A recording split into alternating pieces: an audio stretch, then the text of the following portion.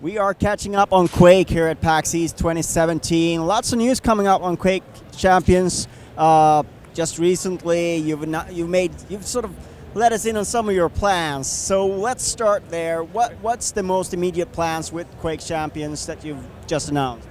So the big thing for our fans is our sign up for closed beta. So I encourage everyone to go to QuakeChampions.com, sign up for the beta. We're going to have our closed beta coming up soon. So the sooner you sign up, the better chance you have to get in. So that's really the thing that we're pushing right now. And of course, we're at PAX where we have people playing the game around us. It's very, very exciting. So speaking of that closed beta, what is it you're looking for? You want to have a lot of people in, or is it a very small group of people that you want to get in first? Well, we're gonna start small, and then we're gonna grow. We want to do everything from testing, servers, loads, game types, character balance. We are committed to really listening to our fans in closed beta. We've already had testing sessions with some of our players where we made significant changes to the game based on feedback. So we want to continue that throughout closed beta. Interesting. What are people playing here around us? What's on offer? Okay, so we have Quake Champions here. We have 9 of the champions available to play here at the show floor. We're playing Team Deathmatch because that's in easy mode, and we have two levels. One it's very classic, inspired by Q3 DM6, and then a brand new level as well here on the show floor. So really, a lot of good buzz. People are excited. They say it feels like Quake, so that's nice to hear. Yeah, because that's the interesting thing about Quake Champions. It should feel like Quake, yet it should also feel like something new, right? Yes, it's a balancing act. We need to stay true to that core Quake feel. We have some really hardcore Quake fans that we have to make happy, but we also need to evolve the game to broaden the audience. And we think with the addition of the champions, we keep that core skill base. There's no loadouts. It's a skill-based game, but the champion abilities, they do add a level of strategy and depth that we hope kind of modernizes the game some. It's interesting. I think we've just been talking for a couple of minutes. You mentioned balance a few times already. It is quite a balanced act to keep those sort of different champions on the level playing field. How do you go about doing that, and sort of how do you make sure that they're both balanced and very different experiences? Yes, so for us, our strategy is to keep that core gameplay loop the same. So you don't start with a preferred weapon. You don't fundamentally change the way you play Quake based on the champion. You play Quake the way you play Quake. But what the champions do is they add that strategy and they add that depth that really doesn't change. It enhances. So we think that we struck a good balance, and so far, people agree. There's no one champion that has risen above the rest, and it all because everyone plays first-person games differently, and I think people can find that champion that they really like and succeed with it.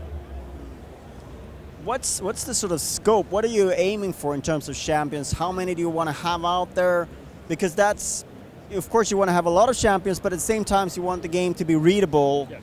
Immediately. You see that champion, you know how to tackle it, right? So how do you sort of strike that balance? We will continually release champions for the life of the product, but we are going to we're not going to over-release champions. When we finally release, when we finally leave beta and go into live, we're targeting around 12 champions, and we will slowly integrate ones in.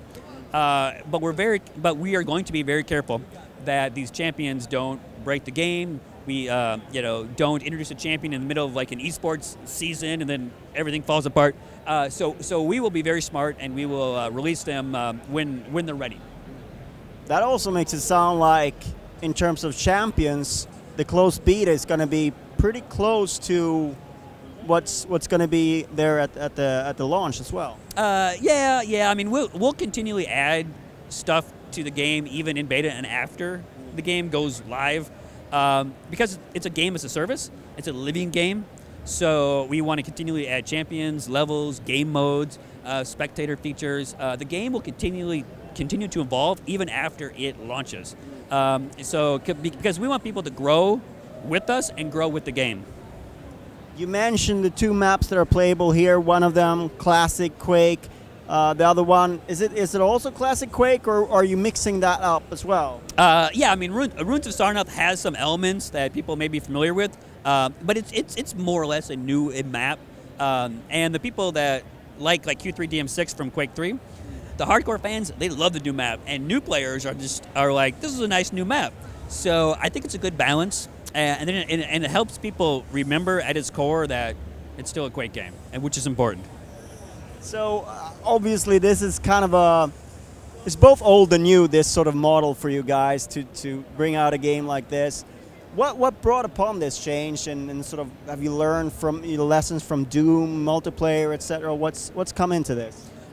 Well, the biggest lesson that we learned really in the last few years is with the success of Doom, it showed us and showed the world that you can bring back the spirit of a title, but also modernize a title like the studio did with Doom. So with Quake, we're keeping that spirit, but yet we're also modernizing it and moving it forward. And I think that's really a nice balance. So, but it's really that core gameplay loop. That's the critical thing, and I think we have that with Quake. Sort of a holy grail for any game developer these days is sort of hit that sweet spot and make it an esport. How do you sort of, because that's not something you can sort of, part of it is your job, the other part is not really up to you guys. How do you go about that, and what's the strategy in that? Well, for us, we do have a leg up because we're Quake, and a lot of the old-time esports fans grew up playing Quake and they love it.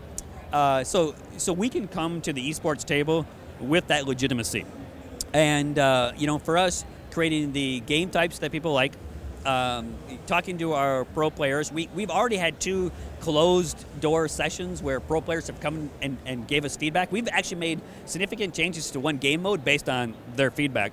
And then improving our spectator support, so people that can easily follow the game, they can watch the game. But then you're right, it's a lot of it is community based. But if we give the community the tools that they need to really help the game grow and to make it spectator friendly and competitive, then I think we have a good chance. Is there a particular mode that you're sort of like targeting that this would make for a good esport? Well, one great thing about Quake, which is missing in the first-person esports world now, is 1 versus 1. Yeah. The title match, the best guy versus the other best guy, or girl, and so that is one spot that we fit so nicely into. And then, of course, our team games are also quite fun. But we can really have that monopoly on that title match 1 versus 1 game mode. Yeah, that's something that's. Yeah, it's all about the skill, all about the single-player skill there, and it's something that we don't see. I mean, to be honest, most of the esports that are popular are team-based these days. There's not a lot of sort of one-player esports that are truly big, because I don't know, maybe it makes for better production or something like that. I don't know what the dynamics are, but you do have team-based stuff as well. Yeah. So historically, a lot of our pro Quake players play in a team, and they also compete in the 1 versus 1. And some of the best Quake matches are, the 1 versus 1. This year at QuakeCon, we had our Quake Live. Well, last year we had our Quake Live finals, and it went 9 overtimes.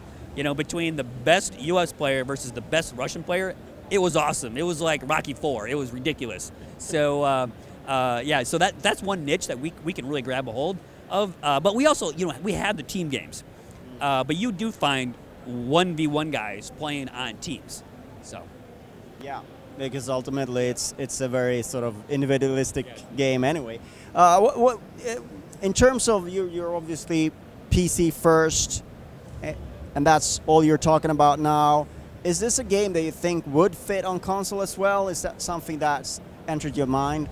Well, it's definitely entered our mind. But for us, we're focused on the best experience that we can deliver in this competitive Quake game, which is the PC. But we're gonna continue to evaluate it, and ultimately try to make the best decision for the product.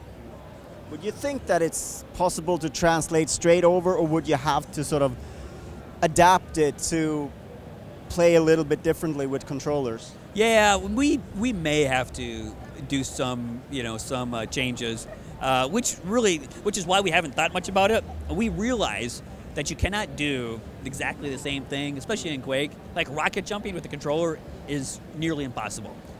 Just map it to one button, right? Yeah, yes, and we've tried that. But it's not the same. So there may be changes, and we've discussed them, but we haven't really tried it yet. So for more sort of like personal thing, what's it like to sort of have a new Quake game coming out for the studio, for everyone involved? What does it mean? Well, for me personally, I love it. I mean, I designed the original shareware episode of Quake 1, and I've made every Quake. So, for me personally, I mean, it's in my blood. I love Quake. So it's really exciting, especially coming here and having people play it and having people say, this is awesome. So it really makes me feel good. All right. And no dates yet so far for the beta? No, just soon? Yeah, soon. I mean, again, we don't want to rush anything, and we don't want to make any big mistakes. So we're going to evaluate the game at every stage, make the changes that we need to make, and go to the next stage. That's really important for us, and so we have no hard date on that. Interesting. Well, we'll have to keep our eyes peeled. The new champion you revealed here was Nyx, am I right? Well, we had Nyx, yeah. So Nyx went up on the website. Yeah. But she's not playable here. No, she is. Yeah. We have 9 champions here. So if you get to PAX, you can play all 9 champions. If you wait in that really long line over there. But Nyx, her profile went up on the website, and we're going to release the profiles of more champions to just kind of keep that rhythm up. But here you can come and you can play them. So, why do you sort of? Because I mean, I guess you guys got a sort of a big narrative how all this fits together, and etc. Is that something that, because some players are not going to care about that at all? How do you sort of infuse the game with that narrative, and because it is there for those who care? Yeah, which I think is important. I think that having it there for those who care is important because it gives more life to the game. Our hardcore Quake fans that just want a run and gun, they can do that. Don't worry about that. But people that want a little more context, they're playing these champions, they're going to invest in these champions, they're going to do reward systems with these champions. They want to know more, and I think that connection. A lot of great games are doing it now, and I think it's something that people want in games. A little more connection. Yeah, it's interesting to see what Blizzard had done, because Blizzard do a lot of narrative things. Overwatch is multiplayer game only. Still, they've managed to create this rich universe around it, even though potentially a lot of players don't care and don't just play it for the gameplay. Yes, and I mean they're the wizards of that kind of making those videos and having that personality, which is great for us. The success of that game makes this game easier as well, because it brings people into this kind of more arena-style, fantasy-type multiplayer. Because for so long, we've been stuck in this military shooter multiplayer. And so it is really refreshing, to play a game like that. And the more people that play that game, the more people will come play our game, which is awesome. Because it's not like it's similar. Still, I mean, you see some similarities, but it's a very different experience anyway. Yeah. We think that there is enough differences. And I also think that champions and champion abilities is kind of a natural evolution of the genre anyways. I love that game. I play it all the time. But this is a lot different. So I think if you like that game, you'll like our game. I think that's pretty much sums it up. We'll have to sign up on the website and get prepared. QuakeChampions.com. Sign up. And soon. Yes, soon. Thank you so much for your time. You're welcome. Thank you.